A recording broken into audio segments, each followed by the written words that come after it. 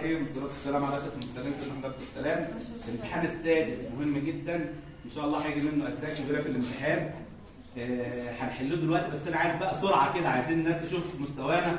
طبعا الفيديو القديم اللي احنا عملنا فيه مستوى الطلاب سنة أولى إعدادي مسح، القناة كلها راحت يعني. وعايزين دلوقتي احنا في آخر ليلة قبل ليله الامتحان، اخر حصه قبل ليله الامتحان، عايزين الناس يعني تشرفنا كده ان شاء الله ونبين لهم ايه مستوى سنه اولى في الامتحان ده. يلا بينا كده نبتدي. بسم الله الرحمن الرحيم. يلا. السؤال الاول: عدد النيوكليونات هو مجموع عدد جميل. عدد يحتوي جدول الدوري على 11 عنصر غازي، 6 منها جزيئات الباقي نقل المعادن بطريقه ويقلل من نظام مادة الطلاق. تتميز الخلايا نقط خلايا في المخ. طيب، نبات المستحية يكون المد والجزر أكثر نشاطا بدلا ومحاط. يحدث كسوف القمر عند رقم 3. نبات الكازانيا تتفتح أزهار نهارا وتغلق. اذكر الاسم الشائع. جهاز الالكتروسكوب. برافو يا سنة أولى.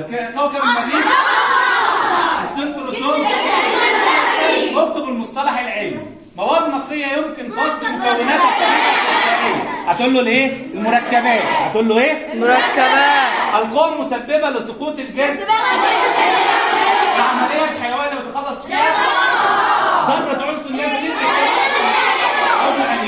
طيب انا عندي هنا 2 8 وفي 2 بره موجب، يبقى معنى كده ان هو يبقى 2 8 2 يبقى 12. اللي بيسبقوا في نفس المجموعه تطرح كام؟ 8 يبقى كده 4. اللي قدامي ده فولتمتر ايه؟ اسم القطب اكس. هتقول له المهبط اللي هو القطب السالب اللي عنده الهيدروجين اللي بيشتغل بايه؟ بفرقعه. طب واي ده الغاز ده مين؟ الاكسجين اللي هو O2 اللي بيساعد على الاشتعال. ما القوة اف؟ ما العامل المؤثر في هذه المسافة؟ ماذا يحدث عند تعليق القضيب المغناطيسي تعليقا حرا؟ هتقول له يتجه اتجاه ثابت، احدهما الى الشمال والاخر. طيب اختر مما يلي. اي مما يلي يعبر عن صيغه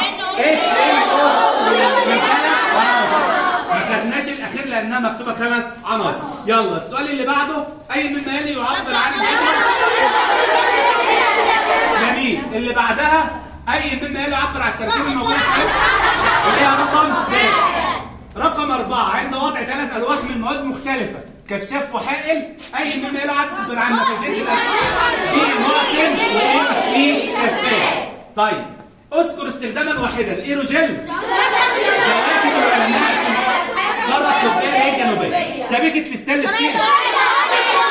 سلك الازرق النيلي. ضع علامة صح أمام العبارة الصحيحة وعلامة خطأ أمام الخطأ. تهمل كتلة النيوترونات عند التفاعل. برافو عليك. يمكن شحن الجسم متعادل. صح. تتنفس الضفادع عن طريق الرئتين. الله ينور عليك. ومعدة البناء ده صح. طيب علل يتكون على ازاي العالم. ترك جذور نبات الفول في التربة بعد حصاد المحصول